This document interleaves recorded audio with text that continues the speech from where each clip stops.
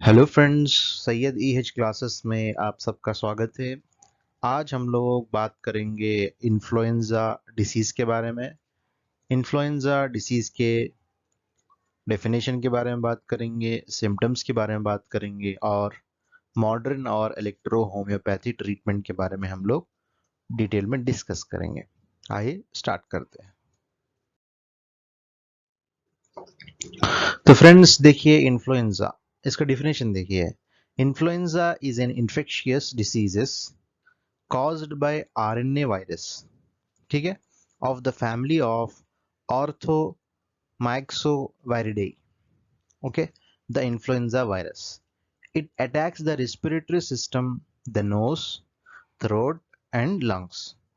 तो ये देखिए, इन्फ्लुएंजा ये क्यों होता है? एक बीमारी है जो होता है इन्फेक्शन, आरएनए वायरस के इन्फेक्शन के कारण ये बीमारी होती है। उसका नाम क्या है? ऑर्थोमाइक्सोवायरिडे, ठीक है, ऑर्थोमैक्सो वायरस ये भी कह सकते हैं आप, इन्फ्लुएंजा वायरस भी कहते हैं सकते हैं। ये आरएनए बेस्ड है, ठीक है, ये आरएनए बेस्ड, और इसके बारे में डिटेल हम लोग आगे डिस्कस करेंगे, ठीक है, पैथोलॉजी में। अब यहाँ पे सिर्फ हम लोग डिसीज डेफिनेशन, सिम्टम्स और ट्रीटमेंट पे हम लोगों का ध्यान होना चाहिए। अब ये इन्फेक्शन कहाँ पे अफेक्ट करेगा? देखिए, रेस्पिरेटरी सिस्टम पे अफेक्ट करेगा। रेस्पिरेटरी सिस्टम से शुरुआत कहाँ से होगी? नोज से होगी, थ्रोट से होगी और जाकर लंग्स पे खत्म होगी। और क्या क्या हो सकते? देखिए, viral infection that affects mainly the nose, यानी नाक में, थ्रोट में, गले पर, ब्रोंकाई में, यानी हमारे जो छोटे छोटे लंग्स में जो पार्ट है उस पे अफेक्ट करते हैं, जहाँ पे हम सांस की नालियाँ जो कह सकते हैं उसको, जहाँ से सांस चेंज होता है, एंड लंग्स में कभी कभी। इससे क्या हो सकता है? ये इन्फेक्शन जब होता है तो बहुत हफ्तों तक रहता है। इसमें sudden onset of high fever, fever बढ़ जाता है, अचानक आ जाता है, अचानक मजल्स पेन होते हैं और सर में दर्द होता है, और माइलेसिया भी हो सकता है, और कफ पेशेंट को हो सकता है, सूखी खांसी हो सकती है, गले में खराश हो सकता है और नाक से पानी बह सकता है। तो ये सब चीजें किस में नजर आएंगे? इन्फ्लुएंजा वायरस में। तो ये देखिए हमारा आरएनए बेस्ड वायरस, देखिए ये आरएनए बेस्ड वायरस, इसके डिटेल में नहीं जाएंगे हम लोग, ठीक है। इसके डिटेल में हम लोग पैथोलॉजी में डिस्कस करेंगे, वहाँ पे वायरस की जो टाइप्स है उसके डिटेल में हम लोग जब पढ़ेंगे, ओके। ये देखिए, डिफरेंट टाइप्स ऑफ फ्लू जो होते हैं इन्फ्लुएंजा के, उसके डिफरेंट टाइप्स देखिए।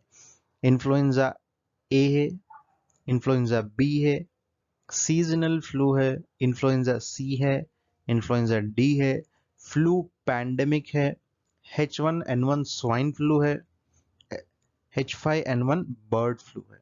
तो स्वाइन फ्लू, बर्ड फ्लू, ये पूरे टाइप्स है, डिफरेंट टाइप्स ऑफ फ्लू के, ओके। बस इतना याद रखिए हमें।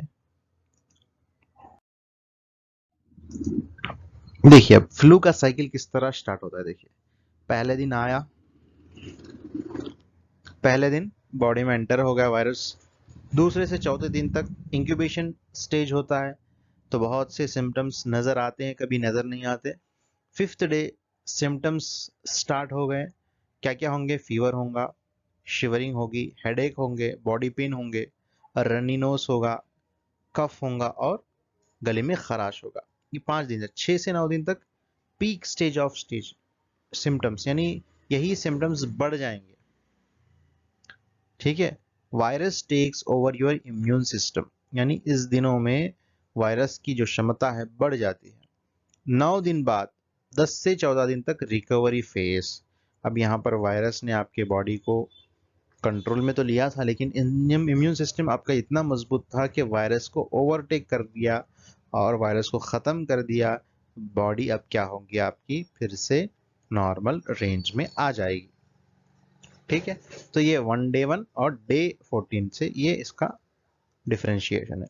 अब हम लोग कोल्ड, कॉमन कोल्ड और इन्फ्लुएंजा में किस तरह अंतर करेंगे? देखिए कुछ वायरस आ गया यहाँ पर, कोल्ड भी हुआ वायरस से, फ्लू भी हुआ वायरस से, दोनों में भी नोस इफेक्ट हुआ, कफ है और सोर थ्रोट है, रेस्पिरेटरी इन्फेक्शन हुआ। देखिए अंतर यहाँ पे है, सिम्टम्स आर माइल्ड। सिम्टम्स क्या होंगे, बहुत ही लक्षण कम होंगे, यहाँ पे लक्षण बहुत ज्यादा होंगे। यहाँ पे थोड़ी हल्की सी कमजोरी होगी, यहाँ पे बहुत ज्यादा कमजोरी होगी। ये आहिस्ता आहिस्ता इंप्रूव होगा, इंक्रीज होगा। यानी बुखार पे आएगा तो पहले दिन बॉडी पेन होंगे, दूसरे दिन सर में दर्द, आंख में से पानी होगा, फिर तीसरे दिन या चौथे दिन बॉडी में क्या होगा, फीवर आएगा। यहाँ पर सडन ऑनसेट होगा। तो ये अंतर है कॉमन कोल्ड और इन्फ्लुएंजा में। आइए देखते हैं इस इमेज में और अच्छी तरीके से आपको समझ में आएंगी बात। इजी टे कोल्ड और इन्फ्लुएंजा। कोल्ड देखिए फीवर बहुत कम हो सकता है, यहाँ पर देखिए इन्फ्लुएंजा में ये फीवर, देखिए फीवर आया पेशेंट को, कोल्ड में बहुत कम हो सकता है, यानी कम मतलब आगे चल के आ सकता है फीवर। हेडेक कोल्ड में कम होगा है, इन्फ्लुएंजा में होता है। चिल्स नहीं होता है, इन्फ्लुएंजा में होता है। बॉडी एक कभी कभी होता है, किसी किसी को होता है, किसी किसी को नहीं होता, और कॉमन है इन्फ्लुएंजा में। सोर थ्रोट इसमें भी कॉमन है, इसमें भी कॉमन है। स्नीजिंग, ठीक है, छींक वगैरह आना, ठीक है, इसमें भी कॉमन है, इसमें कभी कभार होता है। कफ इसमें माइल्ड होता है, इसमें 2 से 3 हफ्तों तक होता है, कमजोरी बहुत ज्यादा नहीं होती, बहुत कम होते हैं। यहाँ पे सीवियर कमजोरी होती है, आगे चल के क्या हो सकता है, बंदा 1 से 2 दिन में, 3 दिन 4 दिन में रिकवर हो सकता है। यहाँ पर प्रॉब्लम बढ़ सकती है, आगे चल के ब्रोंकाइटिस हो सकते हैं, निमोनिया हो सकता है, पेशेंट को एडमिट भी करना पड़ सकता है। ठीक है, तो हम इसलिए क्या करना चाहिए, पेशेंट को बहुत ज़्यादा सीवियर अपने आप को लेना चाहिए और उसका ट्रीटमेंट कराना चाहिए, और उसको बहुत सारे प्रिकॉशंस लेना चाहिए। देखिए अगर यही इन्फ्लुएंजा अगर different parts of the body पे अटैक हुआ तो क्या क्या हमें सिम्टम्स मिलेंगे। ब्रेन में होगा तो हेडेक होंगे, हेडेक के साथ वॉमिटिंग्स भी होंगे। ठीक है, अगर गले में इफेक्ट करेगा तो नोस में भी इफेक्ट होगा, सोर थ्रोट होगे और दर्द भी होगा। रेस्पिरेटरी सिस्टम में इफेक्ट करेगा तो लंग्स में कफ होगा। गैस्ट्रिक सिस्टम में इफेक्ट करेगा तो वॉमिटिंग्स होंगे, जॉइंट्स में तो दर्द होगा, मसल्स में भी थकन होगी, इसमें भी खिंचावट होगी, फीवर तो रहेगा। ठीक है, तो ये ऑर्गेनिक सिम्टम्स कह सकते हैं हम इसको। ठीक है, क्या कहेंगे, ऑर्गेनिक सिम्टम्स कह सकते हैं।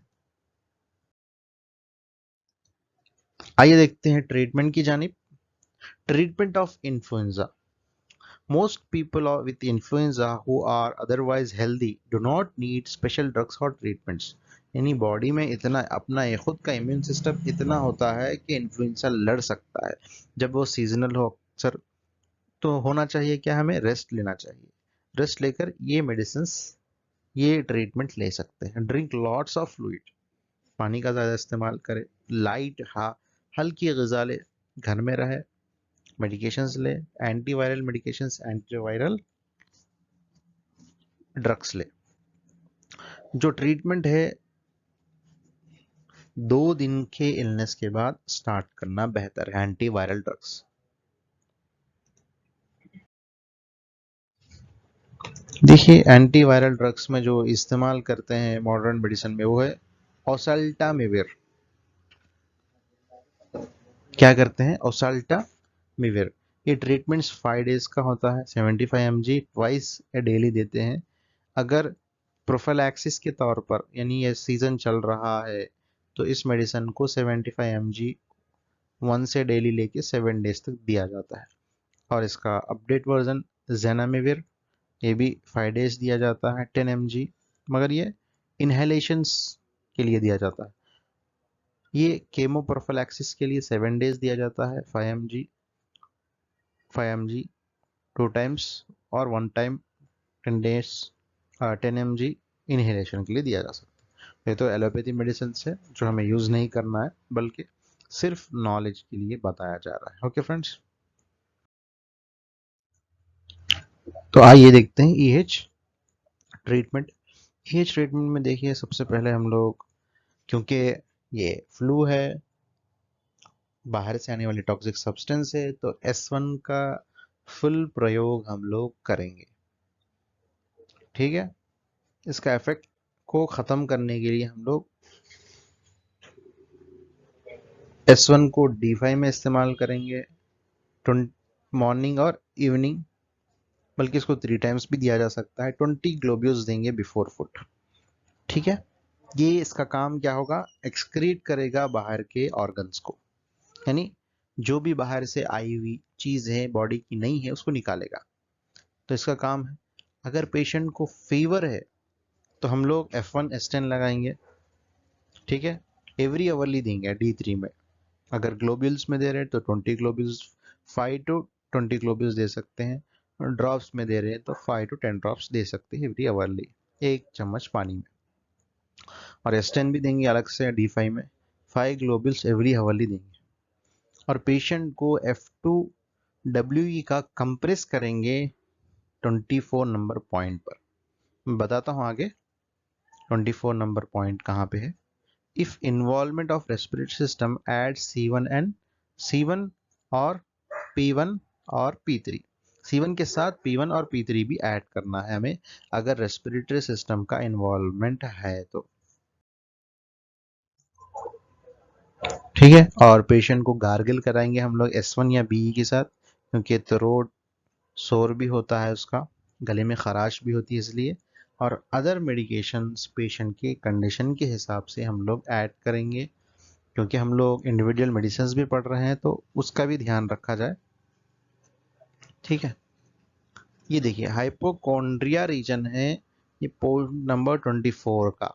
ठीक है, जो मैं बता रहा था आपको, जहाँ पे आपको लगाना है, ये देखिए हाइपोकॉन्ड्रिया रीजन 24 नंबर, यहाँ पे हमें अप्लाई करना है। क्या अप्लाई करना है, F2WE। ठीक है, F2WE यहाँ पे भी और यहाँ पे भी अप्लाई करेंगे हम लोग, किस बीमारी में, इन्फ्लुएंजा में। ओके फ्रेंड्स, तो ये था आज का लेक्चर, हम लोग ने डिटेल में डिस्कस किया इन्फ्लुएंजा के बारे में। ओके, कल फिर नए टॉपिक के साथ आपके सामने आऊँगा। धन्यवाद।